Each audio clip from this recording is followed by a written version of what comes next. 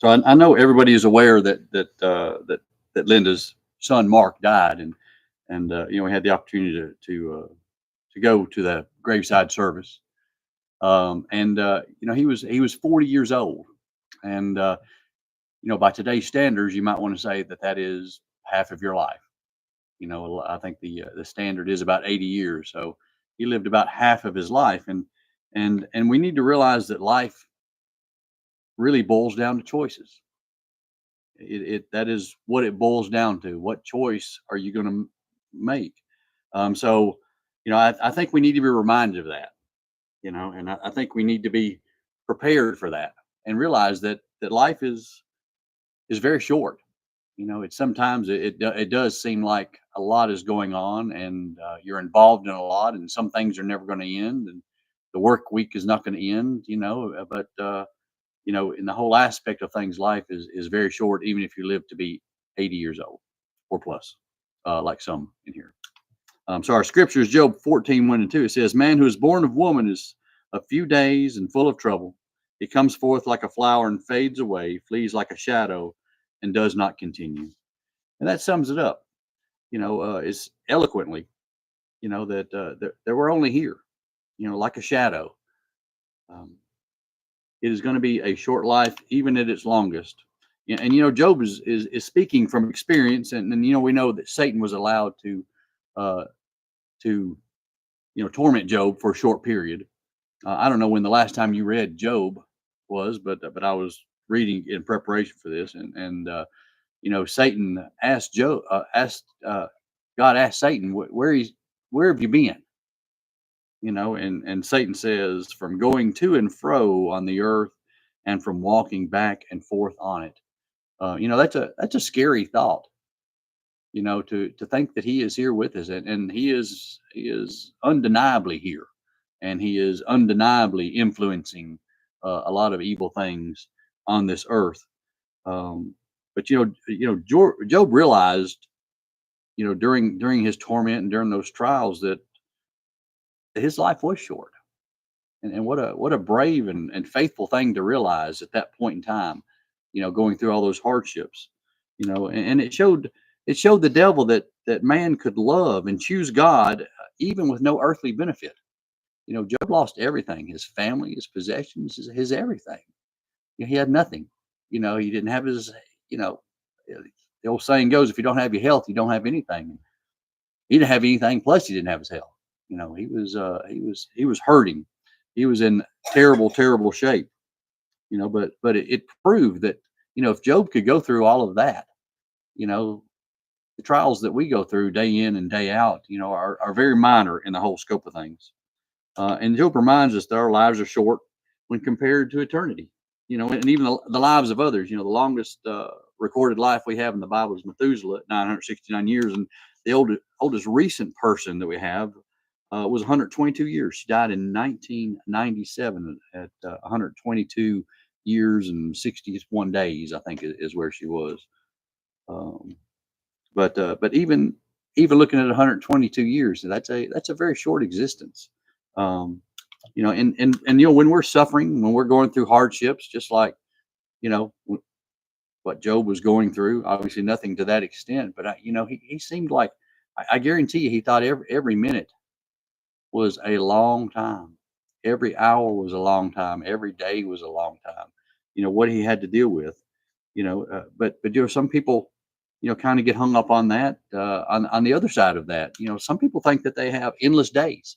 They can just they can do what they want. And, I'm going to, we've all heard that saying, sow your oats, and then, do that. And then we're going to straighten up. We're going to come to God, and what a risky thing that is for anybody to do. And what a terrible thing to think that you're willingly sinning against God, thinking that, well, he's gonna take me back. And I'm not saying God doesn't take you back or won't take you back, but what a terrible way to look at God and to take advantage of that situation, and not knowing how much time you actually have. And in Matthew 12:26, it says, "But I say to you that for every idle word men may speak, they will give account for in the day of judgment."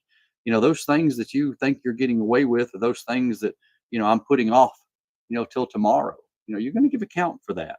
Um, you know, and Satan wants you to believe that you have all the time in the world, that day of reckoning is way off.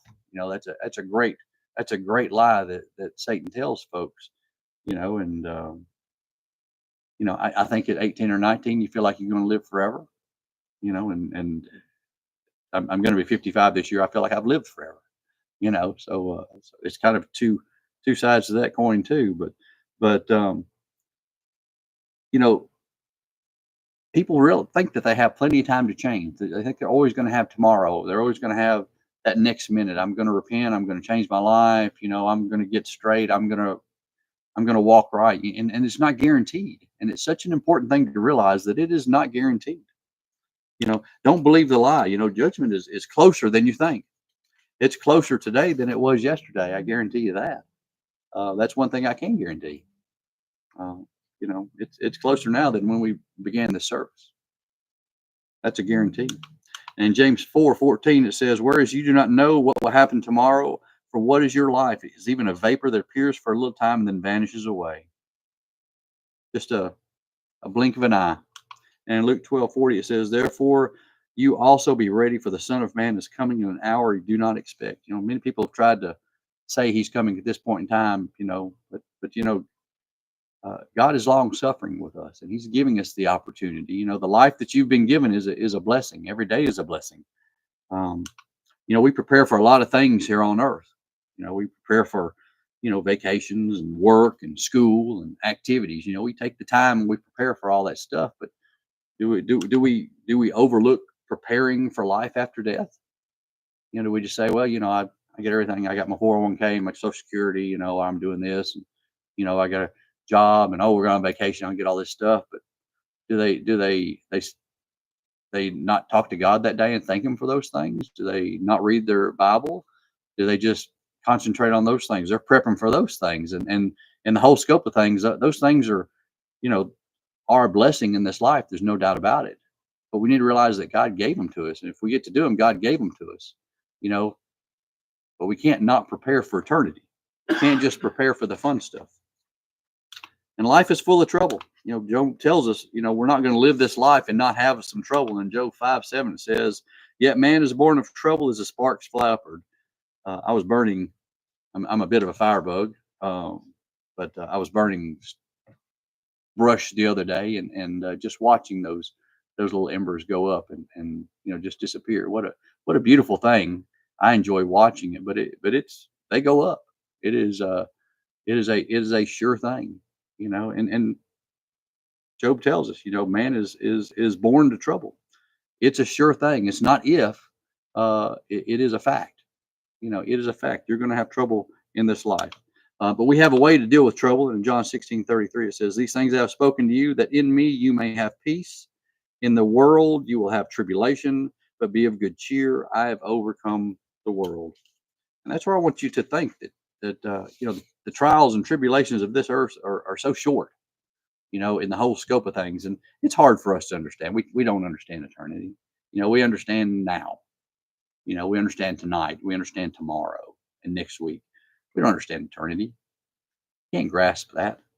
Um, and becoming that Christian is not going to protect you from trouble. And actually, it may be a little harder as a Christian, because especially if you weren't living correctly, if you were doing things you shouldn't have been doing, stuff that is outlined in the Bible that you shouldn't be involved in, you may have some trouble. You may have more trouble. You may have thought you were doing well and had a bunch of buddies, and then you start straightening up, and they're not there. They're not there anymore. And in Matthew 10:22, it says, "And you will be hated by all for my name's sake, but he who endures to the end will be saved." It's as a Christian, you have a responsibility to God first. You don't have responsibility to, I have responsibilities to work and to my family, but it is God first. That is my priority, is God first. And in John 15:18, it says, "If the world hates you, you know that it hated me before it hated you."